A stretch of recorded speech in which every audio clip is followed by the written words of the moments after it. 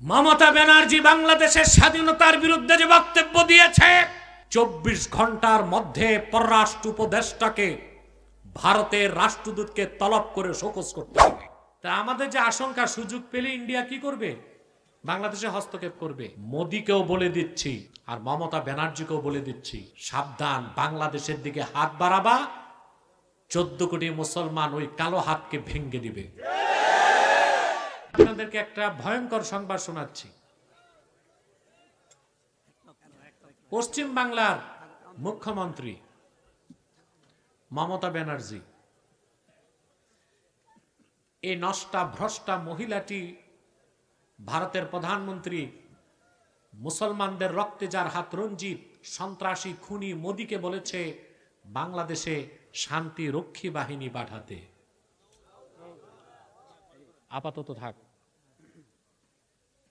একটা স্বাধীন দেশে ভারতের প্রধানমন্ত্রীকে সে দেশেরই কোন এক মুখ্যমন্ত্রী যদি বলে শান্তিরক্ষী বাহিনী পাঠাতে, তাহলে বোঝা যায় তারা আমাদের স্বাধীনতায় হস্তক্ষেপ করতে চায়। আমরা যে আশঙ্কা করে আসছি তা কি মিথ্যা? সেটা কি? ভারত সুযোগ পেলে আমাদের দেশে হস্তক্ষেপ করবে। তা আমাদের যে আশঙ্কা, সুযোগ পেলে ইন্ডিয়া কি করবে? বাংলাদেশে হস্তক্ষেপ করবে। মোদীকেও বলে দিচ্ছি আর মমতা ব্যানার্জিকেও বলে দিচ্ছি, সাবধান, বাংলাদেশের দিকে হাত বাড়াবা, 14 কোটি মুসলমান ওই কালো হাতকে ভেঙে দিবে। তৃতীয় বিশ্বের একটা তৃতীয় শ্রেণীর রাষ্ট্র ভারত। বাংলাদেশে যারা জুজুর ভয় দেখায়, প্রত্যেক রাজনৈতিক দলে ভারতের দালালরা ঢুকেছে, ঢুকে নাই? তারা পরামর্শ দেয়, প্রত্যেক রাজনৈতিক দলে ভারতের দালাল ঢুকে আছে, ভারতকে খুশি করে ক্ষমতায় যেতে চায়। তাদেরকে বলছি, ভারত প্রীতি যাদের মধ্যে থাকবে, বাংলাদেশ থেকে তাদেরকেও ঝাড়ু ঝাঁটা দিয়ে নির্বাসিত করা হবে। বলে কি মুখ রোচক কথা, বলে বউ বদলানো যায়, প্রতিবেশী বদলানো যায় না। দালালি করার ভাষাও শিখে নিছে। বেটা, তুমি প্রতিবেশী বানাও, ভারত তো তোমার প্রতিবেশী মানে না। বাংলাদেশের স্বাধীনতায় হাত দিতে চায়। যতবার বাংলাদেশের সাথে বৈঠক হয়েছে ভারতের তিস্তা চুক্তি নিয়ে, পশ্চিম বাংলার মমতা বাধা দিয়েছে, তিস্তা ব্যারেজ করতে দেয় নাই। আমাদেরকে বর্ষা মৌসুমে পানি দিয়ে মারে, শুকনা মৌসুমে পানি আটকায়। ওরা পানি দেয় আর আমরা ইলিশ মাছ চাষ করে ওদেরকে পাঠাই। ওরা শুধু নেয়, আমাদেরকে দিতে চায় না। বাংলাদেশের পরীক্ষিত শত্রু হচ্ছে হিন্দুস্তান। তার সাথে বাংলাদেশের কোনো বন্ধুত্বপূর্ণ সম্পর্ক থাকতে পারে না। বলে প্রতিবেশী তো সম্পর্ক রাখতে হয়। উত্তর কোরিয়ার পাশে দক্ষিণ কোরিয়া,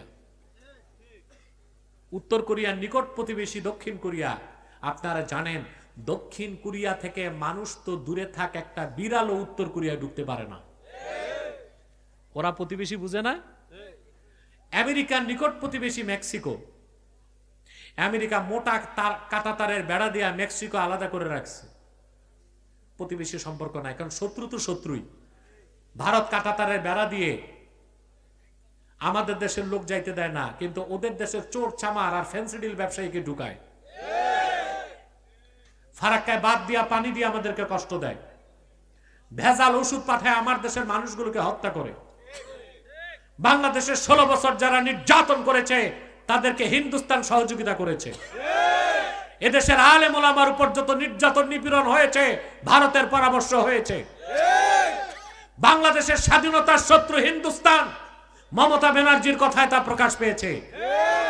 বাংলাদেশের নিজেরই তো শান্তিরক্ষী বাহিনী আছে।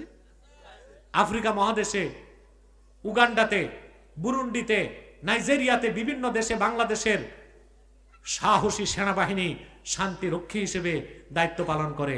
তো বাংলাদেশের শান্তি রক্ষায় কি আমার দেশের সেনাবাহিনী ব্যর্থ হয়ে গেছে? যে আমেরিকারে বলে, ভারত আমেরিকাকে বলে শান্তিরক্ষী বাহিনী পাঠাবে, ফন্দি এইটা যে আমেরিকাকে বলবে শান্তিরক্ষীর অনুমতি দেন, আমি আমার বাহিনী পাঠাই। বেটা চারালের বাচ্চারা, সমস্ত হিন্দুস্তানের সৈন্য এক জায়গায় করলেও 14 কোটি মুসলমান 28 কোটি হাতে যদি গজারির লাঠি নেয়, আল্লাহর দ্বীনের কালেমা দিল্লির লাল কেল্লায় উড়িয়ে দেওয়া হবে।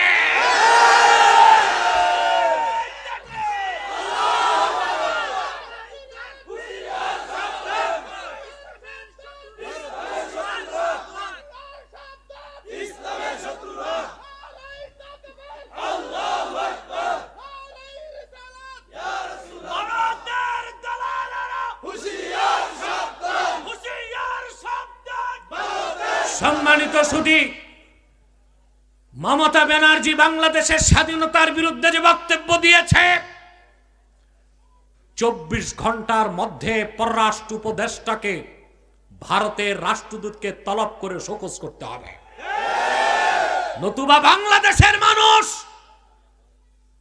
ভারতের যে দূতাবাস আছে তা ঘেরাও করবে, প্রত্যেকটা ইটকে আলাদা করে দিবে বাংলাদেশের মুসলমান। মজবুত থাকুন, আলেম ওলামা ডাক দিলেই ঝাঁপিয়ে পড়বেন ইনশাআল্লাহ। আমি বর্তমান সরকারকে 3টা পরামর্শ দিব, যে 3টা নীতি তারা বাস্তবায়ন করে হিন্দুস্তান বাংলাদেশের নাম শুনলে হরে রাম করতে করতে পানি খাবে। প্রথম নীতি, ভারতের বাংলাদেশের পাশে হচ্ছে শিলিগুড়ি করিডোর, চিকেন নেক বলা হয়। লালমনিরহাট একটা এয়ারপোর্ট আছে, ব্রিটিশ আমলে 1931 সালে করা হয়েছিল। এই এয়ারপোর্টটা বন্ধ। আমি সরকারকে বলবো, লালমনিরহাটের সেই এয়ারপোর্ট থেকে মাত্র 12 কিলোমিটার দূরে চিকেন নেক। আমি বলবো বর্তমান সরকারকে, আপনারা বাংলাদেশ বিমান বাহিনীকে সেখানে ঘাঁটি করে দিন। তার মাত্র 3 মিনিটের মাথায় ওই এয়ারপোর্ট থেকে বাংলাদেশ যারা এয়ারফোর্স, তারা চিকেন নেককে কেটে দিলে, আঘাত করলে ভারত থেকে 7 সিস্টার আলাদা হয়ে যাবে। ভারত কখনো বাংলাদেশের দিকে তাকাবার সাহস পাবে না। 2, ভারতের চিরশত্রু চায়নার সাথে আমি বলবো বর্তমান সরকারকে সামরিক চুক্তি করতে। 3, সমস্ত আমদানি রপ্তানি বন্ধ করে বাংলাদেশের উচিত অন্য কোন রাষ্ট্র, অন্য যে রাষ্ট্রগুলো আছে তাদের সাথে বাণিজ্য চুক্তি করা। এই 3টা নীতি যদি বর্তমান সরকার বাস্তবায়ন করতে পারে, ভারত চোখ তুলে তাকাবে তো দূরে থাক, বাংলাদেশের নাম শুনলে ও পানি খাবে, ভারতের প্রধানমন্ত্রী নরেন্দ্র মোদী। কিন্তু প্রশ্ন হচ্ছে, এই সাহসী পদক্ষেপগুলো বর্তমান সরকার গ্রহণ করতে পারবে কিনা, এটি আমাদের প্রশ্ন। কারণ যত উপদেষ্টা বলা ঠিক না, সব মেরুদণ্ডহীন। অতএব জনগণকে সিদ্ধান্ত নিতে হবে কি করতে হবে।